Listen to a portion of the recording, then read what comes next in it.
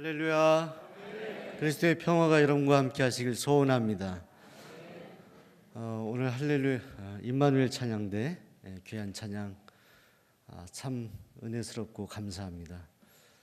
주께로 오라 이렇게 찬양했는데 그 음성이 마치 주님께서 우리에게 하시는 음성으로 들리는 듯 합니다. 주님의 음성을 듣고 이 사순절 기간 승리하는 하나님의 사람들이 되시기를 소원합니다. 오래전에 인터넷에서 이런 글을 읽었습니다. 어떤 목사님의 간증 같은 건데 한 집사님이 새벽에 간절히 기도하더래요. 그래서 가족 가운데 위급한 분이 있었던 것 같습니다. 살려주세요, 살려주세요 이렇게 기도해서 평상시 그런 기도를 하지 않았던 그 집사님에게 목사님이 기도 마치고 나올 때 질문했다고 합니다. 무슨 특별한 위급한 일이 계십니까? 그 집사님이 네 그래요 목사님. 무슨 일인데 그러세요? 그때 그 집사님이 그러는 거예요. 목사님 요즘에 배용준이 나오는 드라마 가을동화 아시죠? 거기에 주인공 은서가 위급합니다. 드라마를 보면서 너무 그게 실제로 있었던 일처럼 느껴졌던 것 같습니다. 사랑하는 종로교회 성도 여러분, 요즘 여러분에게 어떤 절박한 문제가 있습니까? 여러분 나름대로 신앙생활을 잘 한다 생각하고 또 믿음의 정도를 간다고 생각하는데 여전히 그 문제가 해결되지 않고 최선을 다하는데 그 문제의 실마리를 찾지 못하고 힘들어하는 그런 성도님들 계신가요? 그럴 때 종종 내가 잘못 살고 있는 것은 아닌가 여러 가지 고민을 많이 하게 되고 하는데 그때는 그런 고민을 할 때가 아니라 그때는 하나님께 기도할 때입니다. 오늘 성경 말씀을 보시게 되면 초대교회에 참으로 어려운 일이 생기게 됩니다. 헤롯이라는 사람이 당시에 신앙의 지도자였던 야고보를 죽이게 됩니다. 또 몇몇 믿음의 사람들을 죽여 그들이 순교하게 되죠. 이 일로 인해서 헤롯은 상당한 인기를 얻게 되었는데 그래서 헤롯이 노렸던 한 사람이 누구냐? 베드로였습니다. 왜냐하면 베드로를 제거하는 것이 더 많은 사람들에게 인기를 얻는 그런 일이었기 때문입니다. 오늘 말씀에 보면 베드로를 옥에 잡아 가두고 그리고 나서 헤롯은 베드로를 제거하려고 합니다. 당시에 무교절에는 사람을 죽일 수 없다는 유대인의 관습 때문에 감옥에 가두고 아마 그 다음날 그를 처형하려고 하려던 그런 찰나인데 그 밤에 하나님께서 역사하십니다. 오늘 본문 말씀에 보시게 되면 천사가 이 오간에서 쇠사슬에 메어가지고 옴짝달싹 못하는 베드로에게 나타나시고 베드로의 옆구리를 찌르십니다. 일어나라 일어나라. 베드로는 그 옥에서 아무 힘도 쓸 수 없고 어떤 것도 할 수 없이 무기력하게 그가 누워 있었다. 여러분 우리가 인생을 살다 보면 그럴 때가 있죠.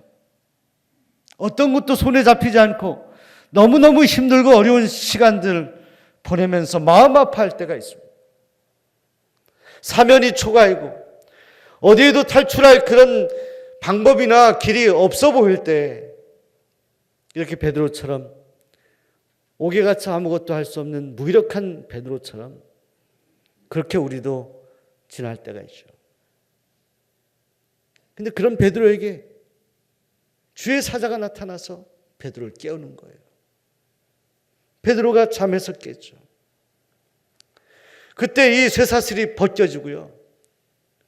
그 천사가 베드로에게 말합니다. 이제 신을 신으라고 합니다. 신을 신고 옷을 입으라 그럽니다. 겉옷을 입고 나오는데 철장문이 열리고 옥문이 열리게 됩니다. 베드로는 이게 생시인지 꿈인지 도저히 알 수가 없었어요. 꿈만 같은 이 일인데 오늘 말씀해 보시게 되면 그가 비로소 옥문을 다 나오게 되어서 비로소 이것은 꿈이 아니라 생시라는 것, 주께서 천사를 보내서 나를 건져주셨다는 것을 깨닫게 됩니다. 사랑하는 여러분, 그런데 우리는 이 일이 일어나는 동안에 드라마라면 또 한 군데에서 다른 하나의 모습을 이 성경이 소개하고 있는데, 베드로가 옥에 갇혔을 때 그때 마가라 하는 요한의 어머니 마리아의 집에서는 이 베드로를 위해서 간절히 기도하고 있었습니다. 그래서 오늘 5절 말씀을 보면 이에 베드로는 옥에 갇혔고 교회는 그를 위하여 간절히 하나님께 기도하더라 이렇게 말씀합니다. 그리고 그날 밤에 주님의 천사가 베드로를 끌고 나오는 거예요. 옥에 갇혔다는 것하고 베드로가 갇혀 있다는 현실과 기도하였던 그 공동체의 물이 동시적으로 일어났어요. 베드로가 옥에 갇혔을 때 얼마나 베드로를 따랐던 신앙인들이 낙심하고 실망했을까요? 신앙의 지도자가 정말로 이제는 손 쓸 틈도 없이 옥에 갇히고 이제 죽음을 앞에 둔 그런 절박한 상황에서 그들은 한숨 짓지 않았습니다. 한탄하지 않았습니다. 땅을 바라보지 않았습니다. 그들은 베드로를 위하여 전적으로 기도하더라. 그때 하나님이 역사하신 것입니다. 베드로를 잡아 죽이기 전날 밤 하나님께서 베드로를 위해 기도하던 그들의 간절한 기도를 들으시고 역사하셔서 천사를 보내시고 베드로를 그 옥문에서 끌어내신 것입니다. 여러분, 베드로가 탈출하게 되었을 때 그는 아마 성령의 감동하심으로 기도하던 그들이 있던 마리아의 집으로 가게 되었습니다. 가서 문을 두드립니다. 문을 두드립니다. 그때 기도하던 한 소녀가 문을 두드리는 소리를 듣고 밖으로 나옵니다. 베드로가 문을 두드리며 자신의 음성을 들려주었던 것 같아요. 그 여인이, 그 소녀가 그 음성을 듣고 이건 분명히 베드로의 음성이다라고 생각하고 기도한 사람들에게 다시 들어가서 베드로가 왔다고, 베드로가 살아났다고 이렇게 이야기합니다. 근데 그때 기도하던 그들이 믿지를 않아요. 이게 무슨 말이냐고. 베드로는 지금 옥에 갇혀가지고 지금 옥문에 옥 안에 있어야 될 사람인데 베드로가 왔다니 정신이 나갔다고. 소녀가 더 큰 소리로 말, 정말로 왔다고, 내가 똑똑히 들었다고, 베드로의 음성이 맞다고 그렇게 사람들에게 기도를 멈추고 문 밖으로 나가봤더니 거기에 베드로가 와 있습니다. 베드로가 왔어요. 사람들이 깜짝 놀랐어요. 베드로가 자신이 풀려나왔던 과정을 간증하게 됩니다. 그들은 아마 감격하여 감동하여 하나님 앞에 감사하며 울지 않았을까요? 저는 이 본문 말씀을 묵상하면서 이런 생각을 하게 되었습니다. 베드로를 위해 기도하였던 그들이 과연 어떤 기도 제목으로 기도하였을까? 이렇게 기도하지 않았을까요? 하나님, 영적인 지도자, 믿음의 사람 베드로를 지켜 주옵소서. 베드로의 생명을 보호하여 주옵소서. 이런 기도 아니었을까요? 그런데 그렇게 기도하던 무리들 가운데 베드로가 나타난 거예요. 하나님이 베드로를 지켜주시고 살려주셨을 뿐만이 아니라 베드로가 문 앞에 와 있거든요. 그들은 베드로의 생존을 위해서 기도했는데, 베드로의 안전을 위해서 기도했는데, 하나님은 베드로를 안전하게 지켜주셨을 뿐만이 아니라 베드로를 그들의 목전에 데려다 놓으신 거예요. 사랑하는 여러분, 우린 이 일을 통해서 귀한 교훈을 깨닫습니다. 하나님은 우리가 기도하는 것보다 더 큰일을 이루십니다. 우리 옆 사람에게 이렇게 고백하고 격려할게요. 하나님은 기도 제목보다 더 크신 일을 이루십니다.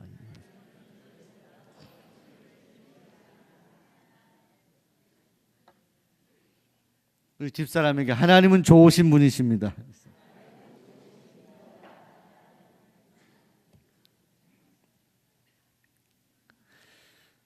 여러분, 하나님은 우리가 기도하는 것보다 더 좋은 일을 이루십니다.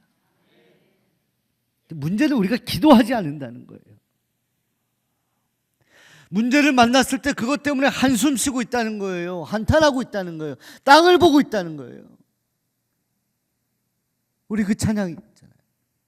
기도할 수 있는데 왜 걱정하십니까? 기도하면서 왜 염려하십니까? 옥문을 열 수 있는 열쇠가 우리에게 주어져 있는데 우리는 열쇠를 가지고 그 문을 열지를 못하고 있어요. 주머니에 열쇠가 있어요. 우리에게 절박한 문제가 있다는 것을 인지하면서도 우리는 이 기도의 열쇠를 가지고 주님 앞에 나아가 절박하게 간절하게 기도하지 못하고 있는 현실이, 이것이 우리에게 아픈 현실이라는 거예요. 우리의 연약함 때문에, 우리의 부족함 때문에. 사랑하는 여러분,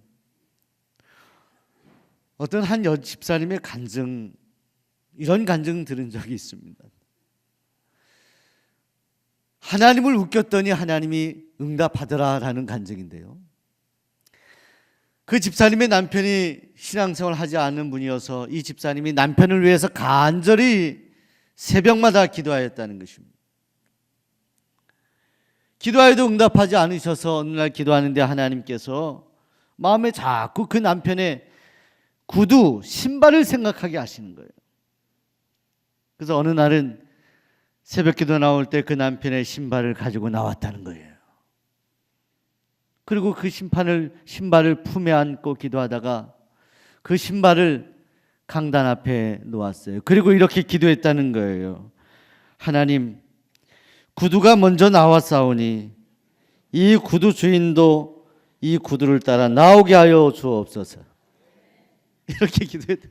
그런데 이 기도를 하고 나서 이 집사람이 너무나 재미있고 웃겨서 이 경건하게 기도해야 돼, 절박하게 눈물을 흘리며 기도해야 될 텐데 너무 큰 웃음이 쏟아져 나왔다는 거예요.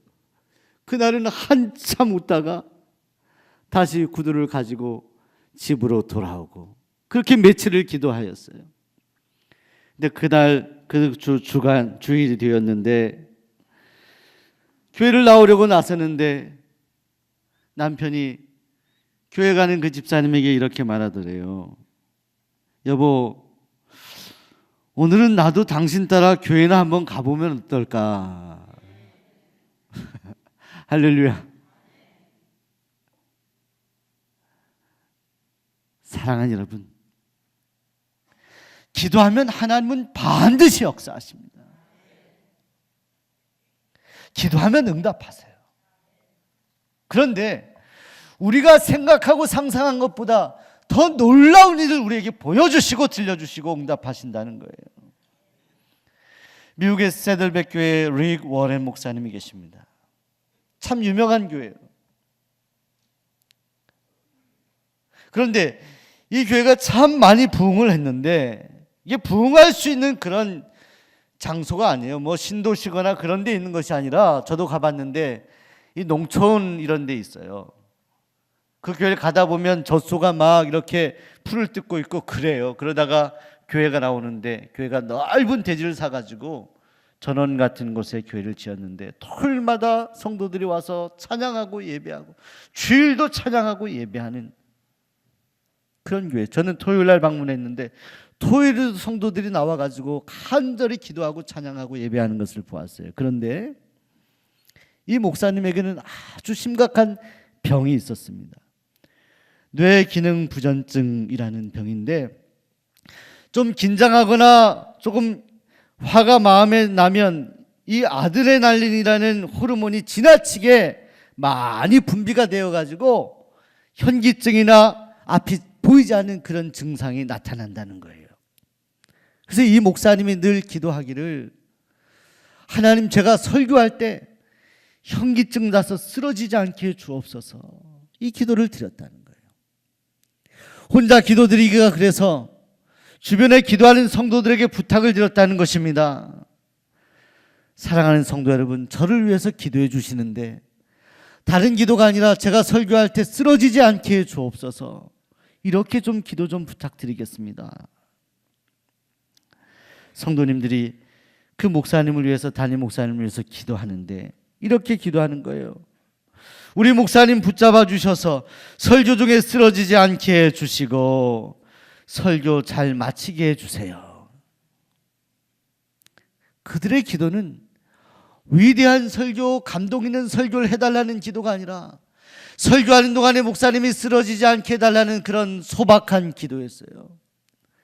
그런데 사랑하는 여러분, 이런 기도를 드렸던 그들의 기도를 하나님이 받으시고 그 목사님의 설교가 능력 있는 설교가 되었다는 거예요. 하나님의 마음을 움직이는 기도가 되었다는 것입니다. 그 설교를 듣고 감동받은 성도들이 모이고 차고 넘치는 놀라운 역사, 회개의 역사가 그 교회 가운데 있게 되고 놀랍게 부흥했다는 것입니다. 사랑하는 여러분, 마리아의 집에 모였던 그 사람들은 그저 베드로의 생존을 위해서 기도하였을지 모르지만 하나님은 베드로를 살리시고 그들의 목전에 베드로가 나타나도록 역사하셨습니다. 하나님, 우리가 기도하는 것보다 더 큰 일을 이루시는 하나님이십니다. 그런데 오늘 저는 이 결론의 말씀을 드리면서, 그렇다면 이 기도의 수혜자가 누구인가? 이 기도를 통해 누가 혜택을 받은 것입니까? 베드로요. 베드로가 옥에서 풀림을 받았기 때문에 베드로가 가장 큰 축복을 받은 사람일 거라 생각하죠. 그런데 여러분, 그가 옥에서 풀려났다는 것보다 더 중요한 것이 있습니다. 그것은 베드로가 살아계신 하나님을 만났다는 것이죠. 그런데 수혜자는 베드로만이 아닙니다. 베드로를 위하여 기도하였던 성도들이 진정 수혜자. 베드로가 자신들의 눈앞에 있다라는 현실, 그 결과, 기도응답의 현실보다 더 중요한 것은 그 과정을 통하여 하나님은 살아계시는구나, 하나님은 일하시는구나, 하나님께서는 기도하는 우리의 기도를 들으시는구나, 그들이 살아계신 하나님을 경험하였다는 거예요. 사랑하는 성도 여러분, 오늘 여러분의 기도 제목이 무엇입니까? 오늘 우리 임마누엘 찬양대가 찬양했던 것처럼 우리 주님 십자가 지실 때 우리가 어디 있었느냐? 이제 주께로 오라 말씀은, 그 하나님의 종 베드로가 아무것도 할 수 없어 옥의 바닥에 누워 무기력하게 있을 때 우리 주님 생각하며 간절히 기도했던 그 성도들의 중보기도 우리가 기억하며 우리도 그런 기도를 하나님께 드림으로 말미암아 놀라운 기도의 열매를 맺고 아니 넘어서서 그 열매를 주시는 살아계신 하나님을 경험할 수 있게 되기를 간절히 소원합니다. 사랑하는 여러분, 120년의 역사를 가진 종록교회, 이 120년 아니 이제 122년의 역사라고 우리가 새롭게 증거를 찾고 그렇게 고증하는 단계에 있습니다. 이 뿌리 깊은 교회, 이 해, 이 때에 오늘 주님이 이 교회를 향하여 주시는 뜻이 무엇입니까? 주님이 우리에게 요청하시는 것이 무엇입니까? 오늘 여러분은 주님이 오늘 우리에게 요청하시는 것이 무엇이라 생각하시나요? 지금은 종로교회가 기도할 때입니다. 우리 옆에 계신 분들에게 지금은 기도할 때입니다. 이렇게 격려하겠습니다. 다른 것을 내려놓읍시다. 다른 생각들은 내려놓자고요. 근심, 염려, 걱정, 패배감, 불안함 모든 것을 내려놓고 하나님 앞에 나아옵시다. 주께로 오라 하시는 주님의 음성을 듣고 주님 앞에 나아옵시다. 이제 일주일 남은 세일의 새벽 기도의 기간을 통해서 오늘 베드로를 위해 간절히 기도하여서 하나님의 놀라우신 응답을 경험하였던 마리아의 집에 뜨겁게 기도하였던 성도들의 놀라운 신앙의 고백과 체험이 오늘 여러분의 경험, 살아계신 하나님을 경험하는 그런 놀라운 일이 되기를 간절히 소원합니다. 신앙 고백하겠습니다.